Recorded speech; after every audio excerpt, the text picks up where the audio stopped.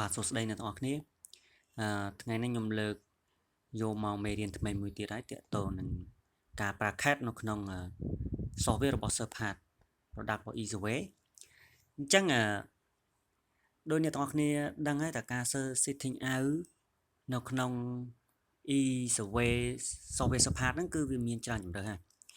តែថ្ងៃនេះខ្ញុំនឹងបង្ហាញ comment មួយទៀតហើយអ្នកទាំងអស់គ្នាបានឃើញវាលះហាស់មួយទៀតគឺជួយសម្រួលនៅក្នុងការឋានរបស់យើងអញ្ចឹងខ្ញុំចូលមកនេះមកយើងមើលទាំងអស់គ្នានៅក្នុងករណីនេះយើងមាន point តែឧទាហរណ៍ថាយើងមាន point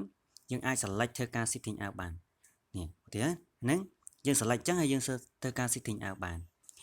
ឬមួយទៀតនៅក្នុងករណីនេះចំចំណុចជ្រុងនេះអញ្ចឹងវាយើងអាចបានថាយើងអាចបង្កើត point ត្រង់កន្លែងហ្នឹងហើយសម្រាប់ធ្វើ setting out ចុះបើករណីដែលយើងអត់មាន point ត្រង់កន្លែងទៅនឹងទេត្រង់ចំណុច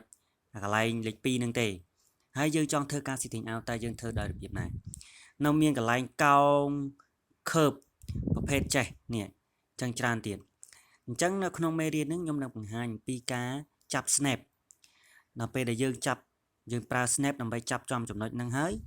វានឹងឲ្យ direction យើង coordinate យើងហើយធ្វើការ setting out តែម្ដងឥឡូវខ្ញុំឧទាហរណ៍ក្នុងករណីនេះបើសិនជាយើងអត់មាន point ទេគេធ្វើ point កន្លែងហ្នឹងមួយអានេះមេរៀនមួយទៀតណាបាទឥឡូវខ្ញុំ select ចំកន្លែងហ្នឹងហើយខ្ញុំចុច list ឥឡូវខ្ញុំចង់បាន point កន្លែងលេខ2បន្ទាប់មកខ្ញុំ save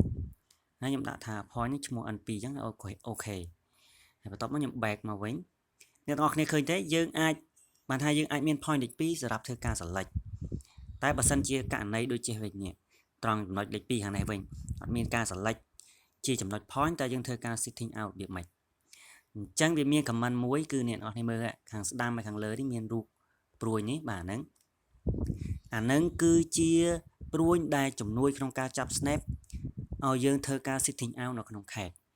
ខ្ញុំឧទាហរណ៍ចំណុចនេះយើងកាន់ move point យើងមកដាក់ចិត្តនេះមកយើងឃើញនេះអញ្ចឹងវាចេញ intersect point នេះអញ្ចឹងយើងអាច setting out ទៅបានហើយនេះវាប្រាប់បានយើងបានអីបានអូខេអញ្ចឹងខ្ញុំ back មកមួយទៀតមកករណីចំកន្លែងទៅណាអញ្ចឹងខ្ញុំចង់រកទីតាំងកន្លែង middle point របស់ curve ហ្នឹងតែយើងរកមិនបើសិនជាយើង select គឺវាអាចចំទេរត់ការទេប៉ុន្តែយើងប្រើ snap គឺយើងអាចរកឃើញបានអញ្ចឹងខ្ញុំដាក់នេះមកអ្នកនរគ្នាឃើញវាចេញ mid point អញ្ចឹងខ្ញុំបលែងដៃមកវានឹងឲ្យ coordinate ឲ្យទិសដៅយើងធ្វើការ setting out អញ្ចឹងអានេះគឺជា option ថ្មីដែលវាមាននៅលើ software ថ្មីរបស់ Surpad 4.2 ចឹងអ្នកនរគ្នាឃើញគឺនេះប្លង់បូរីទាំងមូលតែម្ដងគឺដាក់ចូលទៅក្នុងកម្មវិធីហ្នឹងអញ្ចឹងបើសិនជាយើងអង្គុយបង្កើត point សម្រាប់ធ្វើការ setting out view តែបើសិនជាយើងប្រើ snap ហ្នឹងគឺជំនួយជួយឲ្យយើងបានច្រើនអញ្ចឹងអរគុណអ្នកនរគ្នាសម្រាប់មេរៀនហ្នឹងគឺមានប៉ុណ្្នឹងហើយបាទអរគុណច្រើន